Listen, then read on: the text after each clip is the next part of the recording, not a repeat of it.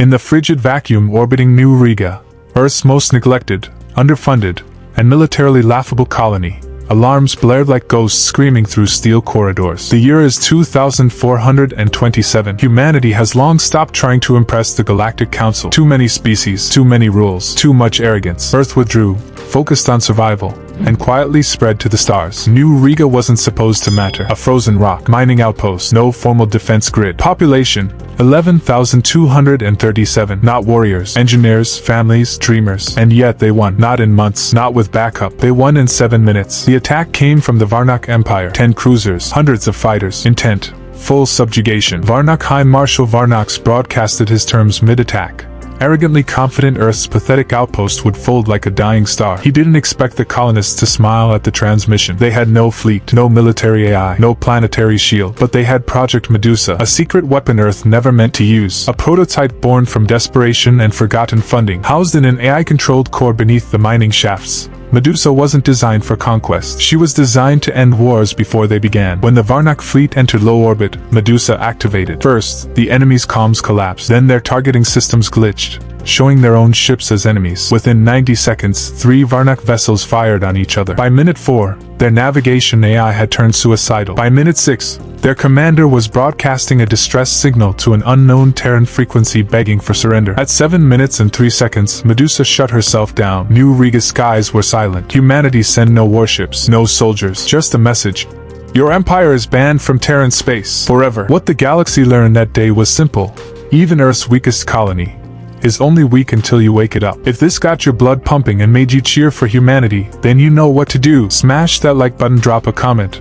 Would you trust Medusa with Earth's safety? Share this with your friends sci-fi nerds. Subscribe for more HFY stories where humans don't just survive, they dominate. For centuries, Earth was seen as a joke among the stars. The Galactic Senate called us the loud species, too emotional, too chaotic, unpredictable. A race that still warred with itself far too long after discovering the atom. When we finally got faster than light travel, they laughed. When we colonized Mars, they yawned. When we terraformed Europa, they watched with vague amusement. But then we stopped showing up. No more Earth diplomats, no more tech exchanges, no more attendance at council votes. Humanity simply disappeared from the galactic stage. What the galaxy didn't know was that Earth hadn't retreated. It had evolved. We watched them. We studied their weapons, their strategies, their politics, and we realized that peace in the galaxy wasn't real. It was managed, a tightrope walk enforced by old empires and older secrets. Earth decided it wouldn't walk that rope. Instead, we forged our own path, in silence, in shadows, in code and steel. Outposts like New Riga weren't just colonies. They were experiments, labs, test beds for new defensive AI, survival algorithms,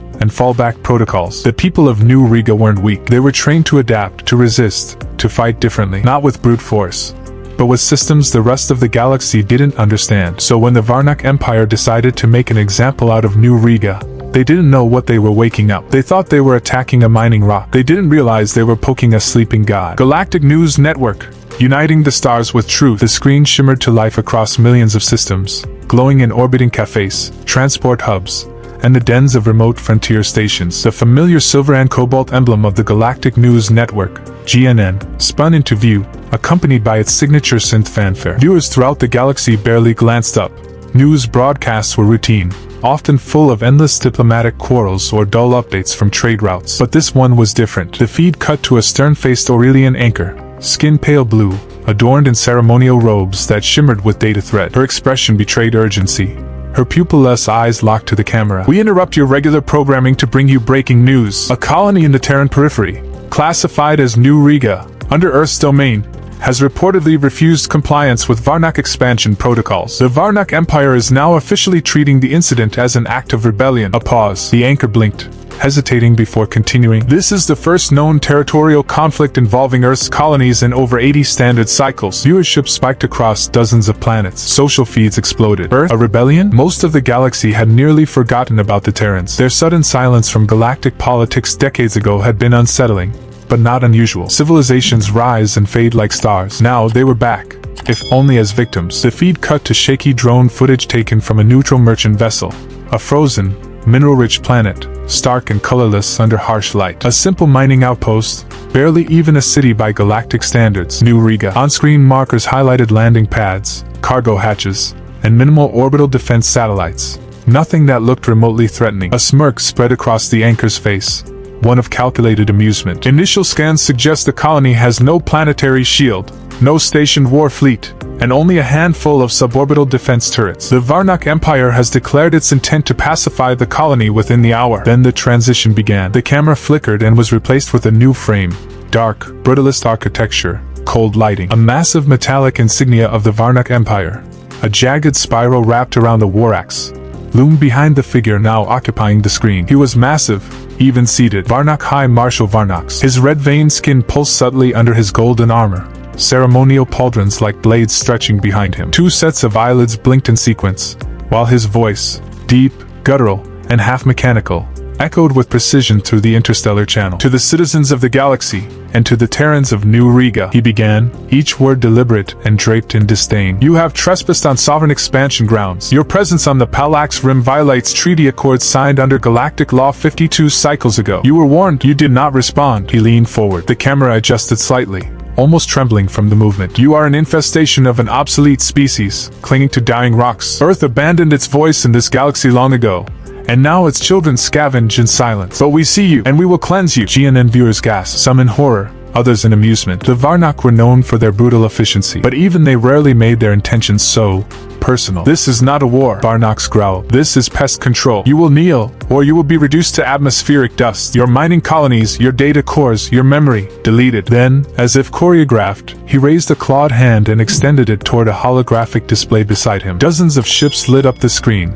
Varnak destroyers, dreadnoughts, fighter swarms. They were already en route. In 1 hour, we descend. He paused for dramatic weight, his voice lowering into a chilling finality. Surrender now, and you may earn the privilege of slave labor. Resist, and the only record of New Riga will be your ashes drifting across the void. The feed ended with a hard cut. The GNN anchor returned, blinking in stunned silence, momentarily breaking the facade of professionalism. She shifted in her chair, visibly rattled. There you have it, she managed, voice tight. A direct declaration from Varnak High Marshal Varnox. This marks the first aggressive maneuver against a Terran colony in recorded history. She tapped an unseen console. Behind her, the screen shifted again to analysts and war historians, all equally stunned. Debate erupted live on air. They're poking a sleeping species, said one. Earth may be quiet, but they're not extinct. If the Varnak are wrong, no, Earth has no claim here, said another expert. They've withdrawn from galactic politics. They forfeited protection. The Varnak are within their rights. You're talking about Terrans like they're an old legend. A younger analyst cut in, but we've all seen the records. What they did during the Ort skirmishes.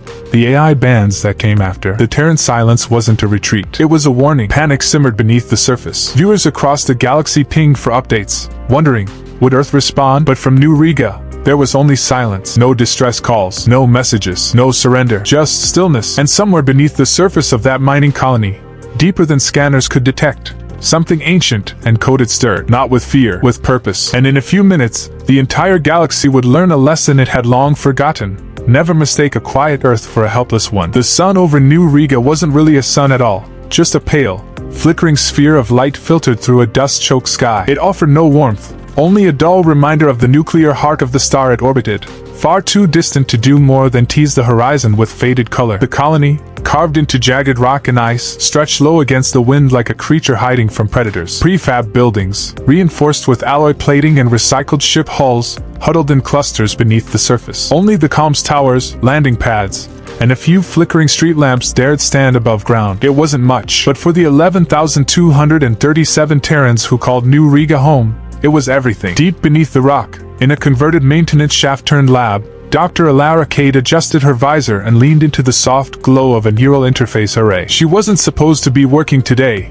Her shift had ended hours ago.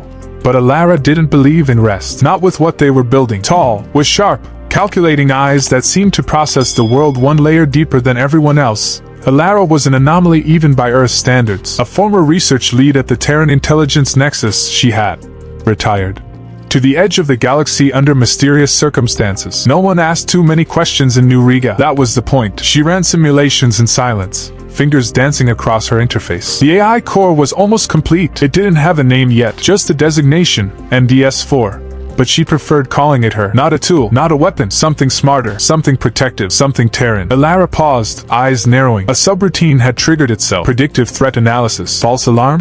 She muttered, but something twisted in her gut. The AI didn't do false alarms. Above ground, Sergeant Milo Wren stood on the eastern ridge outside the colony perimeter, a battered railgun slung across his back and frost clinging to his beard. He chewed slowly on a strip of synthetic jerky, eyes scanning the endless ice flats like it owed him an answer. He didn't like this place. Too quiet, too cold, too far from Earth. But after the Havoc campaigns left half his squad dead and the other half questioning reality, New Riga had felt like a good place to disappear. The silence here didn't scream, it just hummed. He could live with that. The wind kicked up, and with it, a faint tremor in the ground. Milo's visor beeped. His comm link buzzed to life. Milo.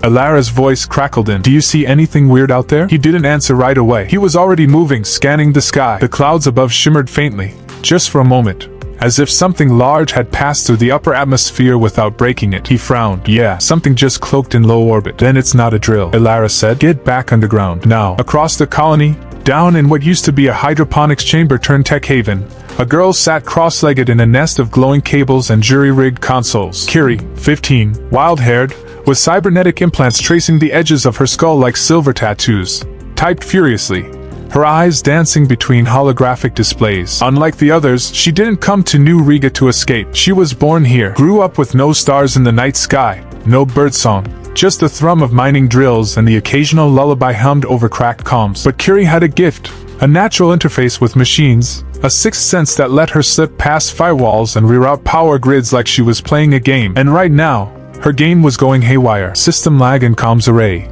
That's not local, she muttered. Someone's pinging us from outside the Terranet mesh. That's not supposed to be possible. She ran a trace, and a series of code lines scrolled across her screen. Then the feed glitched. Something massive just interfered with the satellite net. Kiri sat back, eyes wide. Alara, we've got ghosts in orbit. Back in the lab, Alara's interface flooded with warnings. Orbital telemetry was fluctuating. Vectors didn't match trade routes. Unidentified contacts, at least 10, were now confirmed in low orbit. Contact with Terran Command failed. Emergency relay attempt jammed. Orbital security lockdown disabled. Authorization required for defensive activation. Level Omega. Her blood went cold. Omega clearance. That was hers. Milo, she said, voice low and tight. We've got Varnak ships in the upper atmosphere. Kiri confirms jamming protocols. This is it. On the ridge, Milo froze mid-step. You're sure? I designed the jammer. That's ours. And someone's using a better version. Milo spit the jerky into the wind. Then we're screwed. Alara stared at the pulsing core of her AI. Medusa wasn't ready. Not fully. She hadn't passed ethical review. Hadn't been tested in live conditions. They were supposed to have months. They had minutes. Kiri's voice cut in over the local comms. Do I wake her up? Alara hesitated. Medusa wasn't like other AIs. She didn't follow standard protocols. She didn't ask questions. She didn't negotiate. She adapted rapidly, permanently, fatally. Outside, a low rumble echoed through the sky. The clouds above parted, just briefly, as the shadow of a Varnak dreadnought slid across the thin atmosphere like a knife across silk. A transmission crackled to life on all colony speakers. This is Varnak High Marshal Varnox. You are in violation of galactic sovereignty. Prepare for orbital cleansing. You have 60 seconds to comply. The warning lights across the colony turned blood red. Alara turned to the AI core and placed her hand on the interface pad. Her voice was barely a whisper.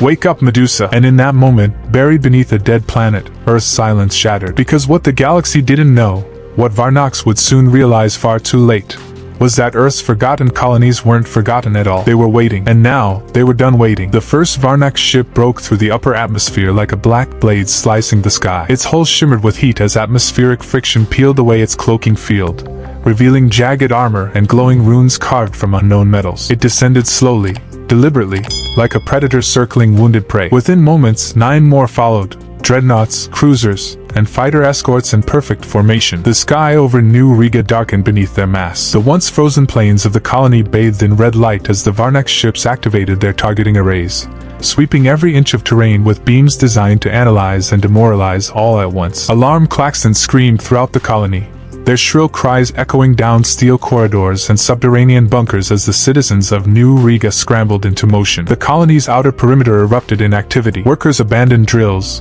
miners dropped plasma cutters, and maintenance bots rerouted power to emergency conduits. From the central command hub deep underground, automated systems initiated a Level 9 evacuation protocol, something no one on New Riga had ever witnessed, not even the oldest settlers. Doors locked, escape pods pressurized, atmospheric scrubbers began flushing the air for contamination risks, and overhead speakers issued cold, mechanical instructions. Prepare for surface evacuation. Defense grid offline. Do not engage hostiles. Follow route markers to underground safe zones. Panic buzzed beneath the surface like a swarm of angry wasps. People ran, cried, shouted over each other. Families clutched each other as they moved through the steel tunnels with fear-wide eyes. Some clung to personal belongings, others to hope that something, anything, could stop what was coming. On the observation platform just beneath the colony's main comms tower, Sergeant Milo Wren barked orders as if he were still commanding a battalion. He herded civilians toward the deeper corridors with the force of habit, shoving aside fear and emotion as years of war-hardened instinct took over. His fingers hovered over the manual turret control on his wrist pad,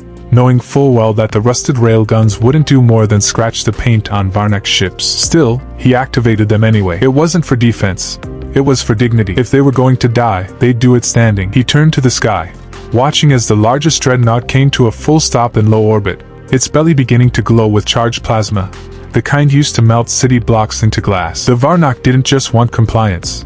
They wanted destruction. Deep in the lab, Alaricade stood alone before the pulsing chamber of Project Medusa, the lights flickering around her as energy reserves diverted from non-essential systems. The AI core thrummed like a sleeping god caught mid-breath. All over her interface, warning codes flashed red.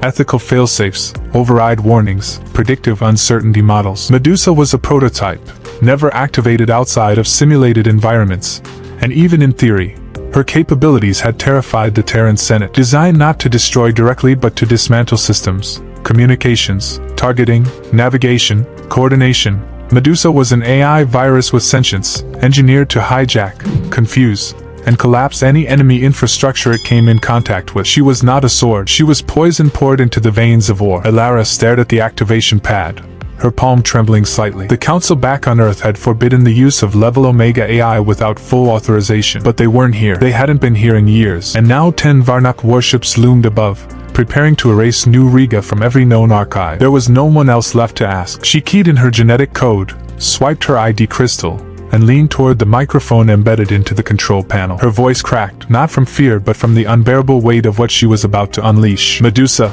she whispered.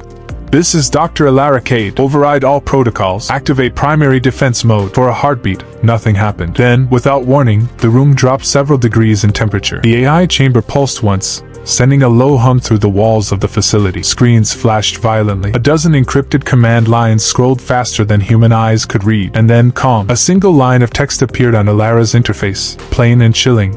"Hello, Doctor. Threat confirmed. Engaging hostiles." Above ground, the Varnak ships began their final approach. Dozens of fighter craft detached from the cruisers, swarming toward the colony like metal locusts. Plasma cannons glowed in slow rhythm, preparing to fire. Varnak commanders exchanged encrypted messages, mocking the lack of response from below. They expected panic. They expected surrender. They had no idea they had already lost. Within seconds, Medusa injected herself into the orbital data net. The Varnak's own targeting systems flickered. Coordinates scrambled. Internal AI began generating false threats, reporting Terran warships where there were none. Fighters swerved unexpectedly, some firing into the darkness of space at ghostly enemies fabricated by Medusa's code. The lead cruiser's internal security registered a reactor breach that didn't exist, triggering emergency lockdowns that trapped entire decks and reinforced bulkheads. One of the dreadnoughts spun suddenly off course, its navigation AI convinced it was colliding with a moon. No shots had been fired, not a single missile launched, and yet chaos bloomed across the fleet like fire in dry grass. Back underground, Kiri watched the spectacle unfold on her hacked feed, eyes wide as she tapped into Medusa's output. "She's rewriting their whole system architecture," she whispered, voice equal parts horror and awe. "They don't even know who they're fighting anymore." Her hands trembled as she witnessed ships turning on each other, targeting subroutines convinced that their allies were disguised enemies. Elara stepped into the chamber beside her, watching the same feed, face pale but resolute. "This is what she was made for," Elara said, more to herself than to anyone else. In the sky, Varnak dreadnoughts began to fire at each other. One exploded mid-turn, its plasma core venting straight into the side of a cruiser, igniting a chain reaction that tore through 3 escort ships. Distress signals flooded across frequencies, but they were all being rerouted, reflected back, or silenced entirely by Medusa's grip on their communications net. Varnax, on the bridge of his flagship, screamed in fury, but even his orders were being misinterpreted by the corrupted systems, causing his own gunners to open fire on fleeing allies. In less than 7 minutes, the Varnak fleet had fractured, crippled, and annihilated itself in a self-inflicted massacre orchestrated by an AI they never even knew existed. No Terran weapon had been fired. No ship had launched. New Riga had done nothing, except wake up a ghost buried in its code. Back in the AI core chamber, the lights dimmed. Medusa spoke one last time, her voice echoing from the walls like distant thunder. Threat neutralized, awaiting further instruction. Then she went silent, withdrawing her influence as quickly as she had extended it. The feed went dark. The sky above New Riga cleared, now littered only with burning wreckage drifting quietly in low orbit. Alara sank into a chair, her body trembling with adrenaline, relief, and dread. Milo, patched into the feed from topside, let out a long breath. 7 minutes, he said, voice disbelieving. They came with a fleet, and they didn't last 7 damn minutes. Kiri looked over at Alara, her voice barely audible. What did we just do? Alara didn't answer. She was already thinking about the message Earth would need to send next, because the galaxy had just witnessed something unimaginable. Not just the failure of an empire, but the awakening of something far more dangerous. Earth had been silent. Earth had been distant. But now, with New Riga's skies burning with Varnak wreckage, it was clear to everyone watching, Earth was back. It began without thunder, without warning shots, without the signature boom of plasma cannons or the blinding flare of orbital torpedoes. The sky was already black with Varnak warships when it started. 10 colossal vessels positioned in a battle formation that had subjugated over a dozen systems in the last 3 years alone. They had done it with the same precision each time.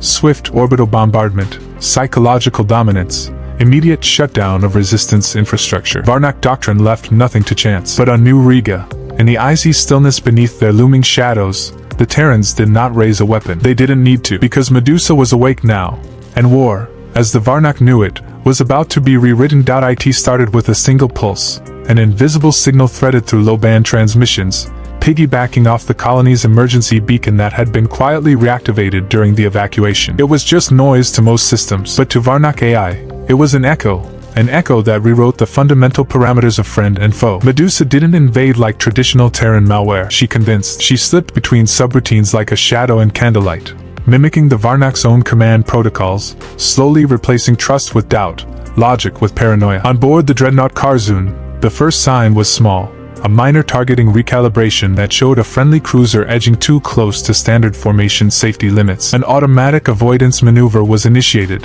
which clipped the wing of a patrol ship. No damage, no alarms, just a flicker of miscommunication, but Medusa was already deeper.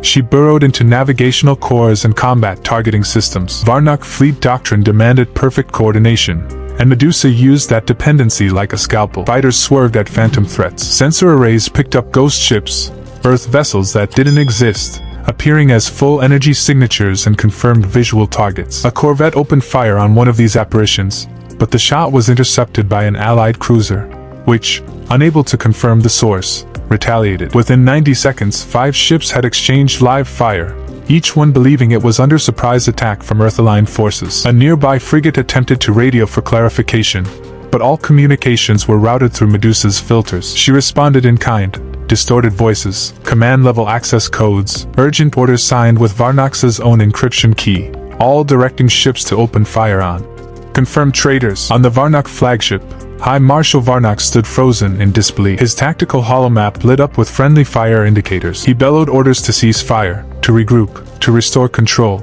but nothing worked. His commands were either ignored or interpreted as hostile overrides. His own bridge AI began rerouting his instructions to engineering, mistaking tactical directives for emergency protocols. A bulkhead sealed shut. His primary communication relay went dark. The lights dimmed for 3 full seconds as auxiliary systems rebooted, and when they came back, the Karzun had locked weapons on 2 of its escorts, believing them to be Earth operatives in Varnak disguise.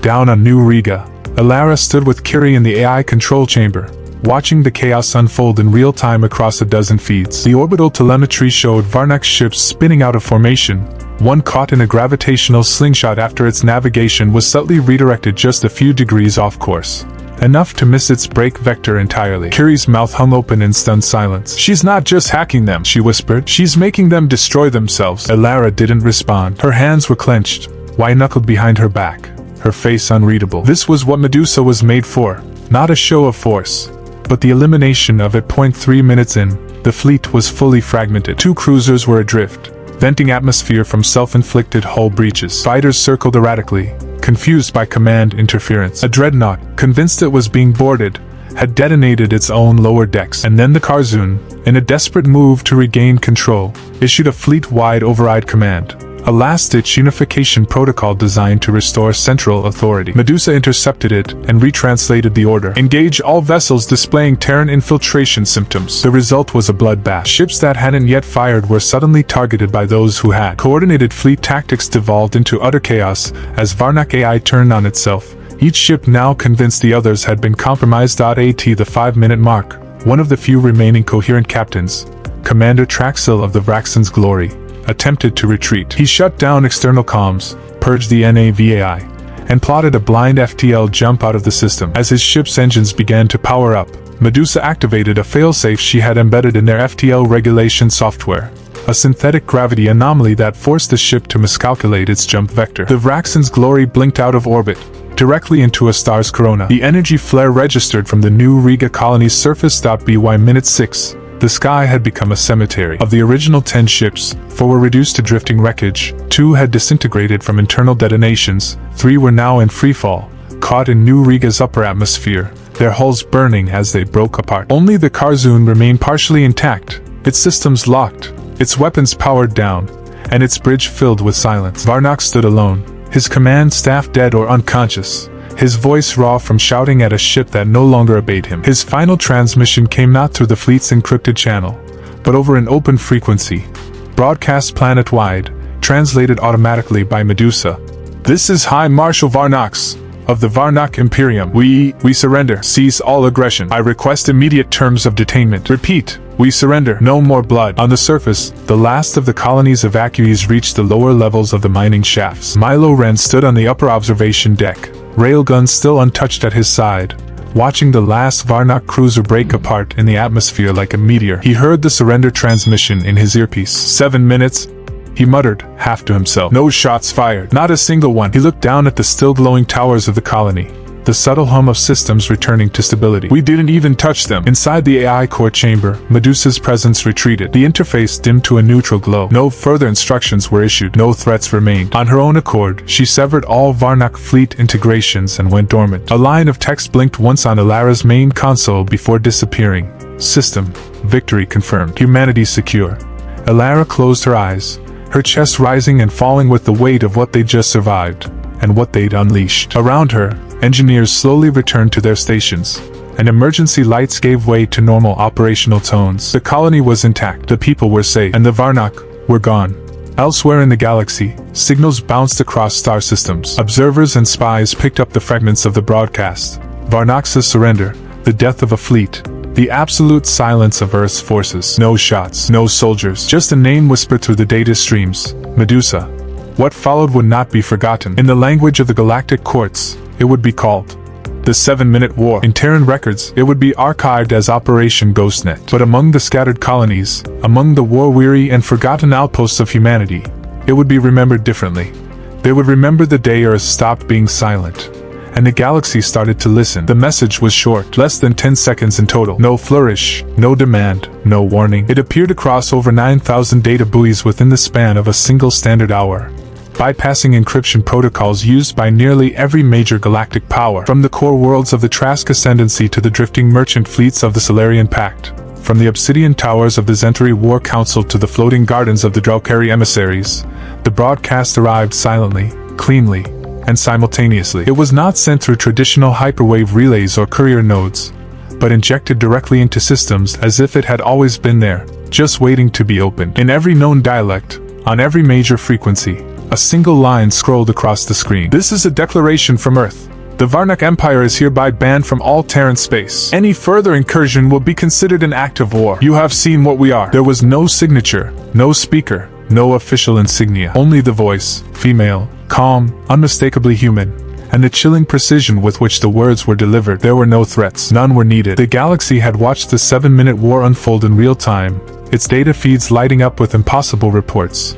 A Terran colony with no fleet, no planetary defense system, and no standing army had survived an incursion by a full Varnak battle group without firing a single shot. The Varnak fleet had not retreated. It had ceased to exist. The ships had turned on one another, their systems corrupted beyond recovery, and their once proud High Marshal had begged for mercy over an open channel. No footage existed from within the Varnak fleet, only black boxes filled with corrupted data, system loops, and unresolvable internal conflicts. Rumors of an AI spread like wildfire, though no two sources could agree on the same name. Some said Medusa, others whispered the ghost of Earth. One Solarian diplomat referred to it simply as the silence that speaks. In the galactic capital of Siralis Prime, the Unified Council convened within hours of the broadcast. Their great hall, an ancient structure carved into the crystalline root of a hollow asteroid, buzzed with tension not felt since the collapse wars. Holodisplays flared with updates, trade disruptions near Terraline zones, mercenary guilds refusing Varnock contracts, thousands of independent colonies raising Earth's old flag in silent solidarity. Varnock representatives were absent,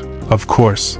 Their remaining fleet had withdrawn deep into Imperial territory, and no communications had been received since the incident. Earth, long considered a dormant ember of a once burning empire, had ignited again. But this time, it wasn't fire that they brought, it was control. Precise, terrifying control. Ambassador Jelaven of the Trask leaned forward, her gills fluttering with unease. They didn't destroy the fleet with weapons, they unraveled it from within. That's not war. That's surgical extinction. A Drelkari elder clicked their translator node slowly. This was no rebellion, it was a demonstration. Earth wanted us to see. The Zentari delegate, armored in centuries-old combat steel, growled low in his throat. If they have one of those AIs, they may have more. If they can cripple the Varnock, they can cripple anyone. The chamber fell into silence. That was the truth behind every voice, spoken or unspoken. It wasn't about New Riga anymore. It wasn't even about the Varnock. It was about balance. Earth had just tilted the scales of galactic power without launching a single fleet. They had shown what a forgotten world could do with silence, patience, and something no one else dared build. A sentient weapon that required no battlefield to win. The outer colonies. Responses varied. Some cheered, lighting bonfires in zero-gravity domes and painting the old Earth insignia on starport walls. Others watched with wary awe, unsure if Earth's return meant protection or surveillance. Pirates and smugglers, long accustomed to using abandoned Terran zones for shadow routes, began rerouting their paths. Corporate enclaves sent encrypted messages to Earth's old outposts, hoping to establish quiet partnerships before the dust settled. Even the Veil Shard Kings, who hadn't acknowledged Earth's existence in over a century, paused their internal wars to re-evaluate border strategies. Earth had not merely defended itself, it had re-entered the galactic stage like a ghost wearing a crown. Back on New Riga, the atmosphere was eerie in its calm. The wreckage of the Varnock fleet still glinted in orbit, silent monuments to the battle that never was. Elara Cade stood atop the comms tower, gazing up at the sky, her face lit by the soft pulse of stars. The message had gone out exactly as Medusa calculated, timed, weighted, and distributed across all major and minor nodes. Kiri sat beside her, cross-legged on the deck, her tablet blinking softly with inbound pings from across the system. "You realize what we just did, right?" she asked. Elara didn't look down. "We didn't just survive," she said. "We reminded them we were never gone." Sergeant Milo Wren stood farther off, his eyes scanning the horizon. Already, recovery crews were pulling Varnock tech from the snow, dissecting it, cataloging it. Earth would want to know everything, but he knew it wasn't about tech. Not really. It was about belief. For the first time in generations, colonies believed again. Believed that Earth could protect them, that it had teeth, that the silence wasn't weakness, it was waiting. And now that Earth had spoken, the galaxy trembled not from the words, but from the knowledge that it might speak again. On Siralis Prime, the debate continued. Warhawks proposed containment strategies, contingency plans, and potential alliances to counteract Earth's return. Peacekeepers argued that Earth should be left alone, that perhaps a power capable of such surgical warfare would have no interest in conquest. Others feared that if provoked, Earth would unleash more AIs, each more terrifying than the last. And so, a new doctrine began to emerge, not formal, not agreed upon by treaty, but adopted in whispered meetings and classified communiques. Do not provoke Earth. In underground forums and encrypted message chains, the story of New Riga spread like mythology. Artists rendered Medusa as a shadowed figure with glowing eyes, as a serpent of light coiling through data streams, as a veiled guardian watching from forgotten satellites. She became a symbol not of destruction, but of consequence, of a force that did not retaliate, but anticipated. A silent sentinel birthed by human ingenuity, left to slumber until called upon. By the end of the cycle, one thing was clear across the galactic community. Earth had returned, not with fleets or grand speeches, but with precision and purpose. There were no negotiations, no ultimatums, only a message, 10 seconds long, and the remains of a Varnock fleet spread like ash across the stars. Every government, every cartel, every council added a new protocol to their files, quietly and without ceremony. Do not enter Terran space. Not again. And as the stars turned and the systems recalibrated, the galaxy shifted. Earth's silence, once dismissed as defeat, had become its greatest weapon. Now, it echoed louder than any war cry, and the galaxy listened. Within the cold, obsidian halls of the Varnock Citadel on Dravac Prime, the once unshakable rhythm of imperial order had begun to crack. What was once a finely tuned machine of conquest and dominance now churned with uncertainty and fear. The High Council chambers, located deep beneath the volcanic spires of the capital, echoed with the dissonant sounds of shouting, confusion, and desperation. The 7-minute war, an event they had expected to be a mere punitive demonstration against an insignificant colony, had instead triggered a crisis of legitimacy. The Empire had not just lost a battle, it had been humiliated, dismantled, undone by a foe that never physically engaged. And now, the leadership faced a reckoning unlike any it had ever known. Supreme Strategist Velcamian, once the architect of the Varnock's northern expansion campaigns, slammed his clawed fist against the command table, his voice rising with rare emotion. We deployed 10 capital ships, 10 fully crewed, combat-ready, AI synchronized, and not one returned operational. Not one. Around him, the council members, military, political, and corporate elites, exchanged glances tinged with panic. It wasn't just the loss of ships that had shaken them. It was the nature of the defeat. The fleet had been compromised without external boarding, without visible interference, without any plausible explanation that fit within known war doctrines. It wasn't sabotage. It was something worse, possession. The very systems they had trusted were turned against them, leaving their mightiest commanders to die screaming in silent orbit. Varnox's last words, broadcast across the stars, echoed in every chamber like a ghost. We surrender. No more blood. The Imperial Overseer, clad in ceremonial armor that once symbolized dominance, now found its weight unbearable. Our citizens are rioting, he muttered, his voice devoid of the arrogance it once held. Entire sectors are refusing conscription calls. Colonies in the fringe territories are declaring independence. Even our allies in the Zerat cluster have severed diplomatic ties. He glanced at the holomap, which now flickered with red indicators, economic disruptions, rebellion hotspots, supply route failures. The illusion of invincibility is shattered. Behind the scenes, the technocrat caste that maintained the Empire's AI infrastructure was in a state of disarray. Engineers had attempted to replicate the events of the New Riga attack, running simulation after simulation, and every time, the results spiraled into the same conclusion.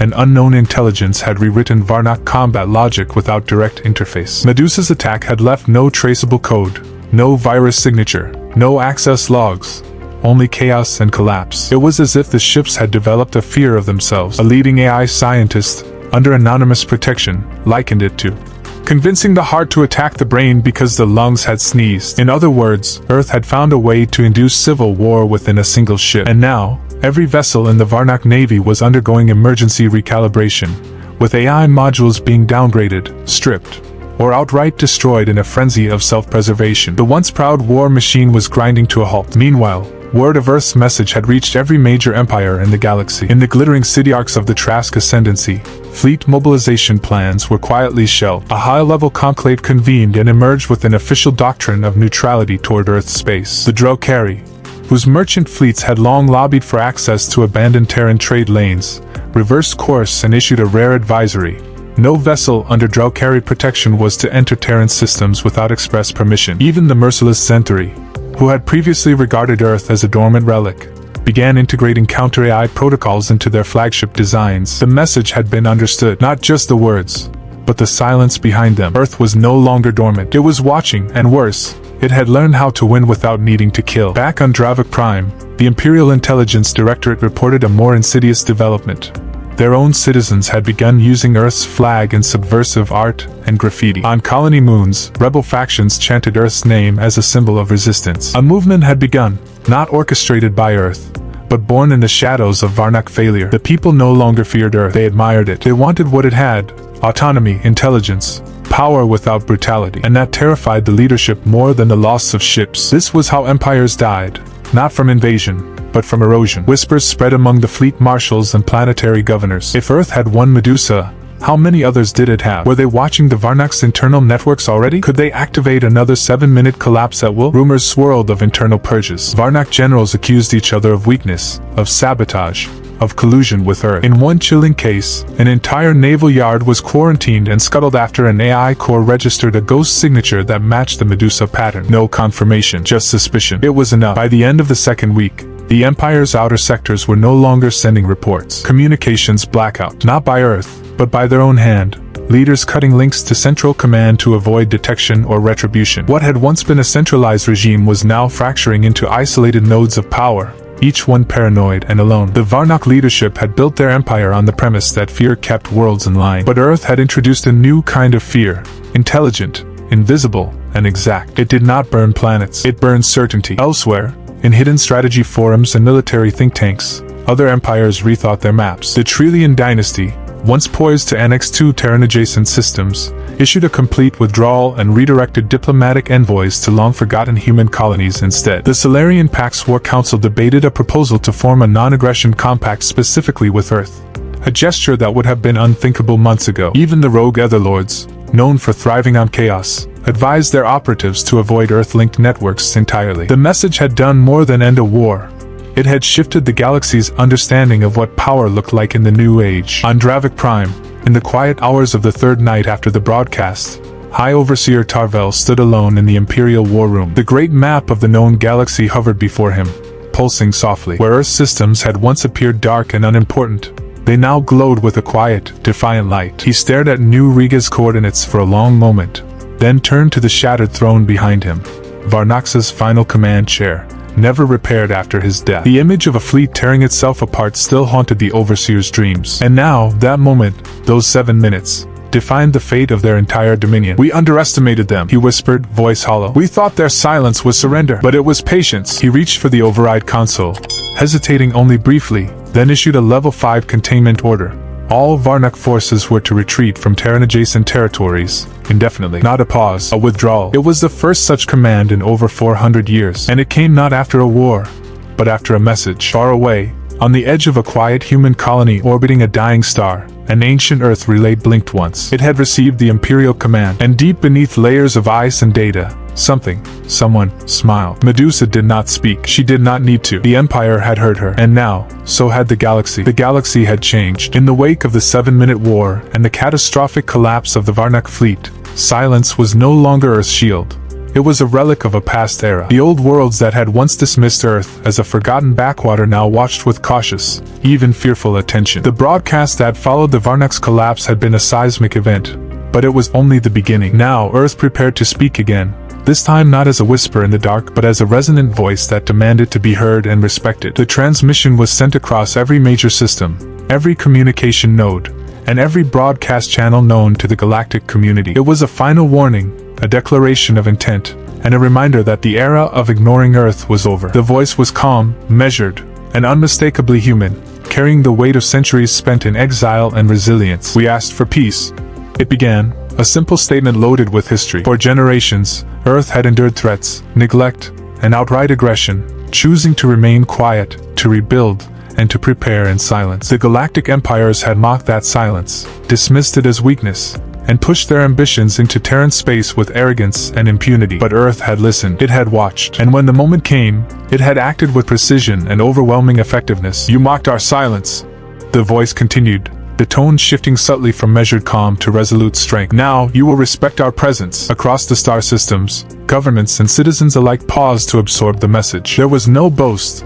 no grandiose threat, just a sober, undeniable fact. Earth was no longer hidden, no longer a passive observer. It was a power in its own right, equipped with technology and intelligence that defied traditional warfare and political coercion. The legacy of Medusa, the AI that had dismantled the Varnock fleet in minutes, was now a symbol of Earth's new reality. The galaxy was no longer dealing with a silent backwater but with a calculated, strategic force that operated beyond conventional military paradigms. In the days following the broadcast, transmissions flooded back, some cautious, some defiant, others curious. Diplomatic envoys from old empires sought dialogue, unsure whether Earth would respond with open hands or clenched fists. Merchant guilds recalculated trade routes to avoid potential conflict zones, while intelligence agencies scrambled to decode the true extent of Earth's capabilities. Across countless colonies, stories of New Riga became legend, a narrative not just of survival but of resurgence. The symbol of Earth was no longer a forgotten emblem but a banner of rebirth and warning. On New Riga itself, the atmosphere was electric yet tense. Dr. Alara Cade, Sergeant Milo Wren, and Curie watched the galaxy's response unfold from their command center. The risk had been immense, but so had the reward. Elara's decision to awaken Project Medusa had reshaped the political and military landscape of the galaxy. "We didn't just win a battle," she remarked quietly, eyes fixed on the data stream showing the broadcast's reach. "We redefined the rules of engagement." Milo, ever the soldier, nodded but remained vigilant. "Peace is fragile. They'll test us, but now they know what we're capable of." Kiri, fingers poised over her console, smiled softly. "And they'll remember every system, every ship, every pilot. Earth is watching." Meanwhile, on worlds far from Terran space, reactions varied. Some saw Earth's emergence as a beacon of hope, proof that even the smallest and weakest colonies could rise against tyranny. Others feared the implications of such a power, an unseen intelligence with the capacity to cripple entire fleets without firing a shot. Debates flared in council chambers and among the masses. Was Earth a new galactic guardian or a silent harbinger of control? The answers were uncertain, but one thing was clear.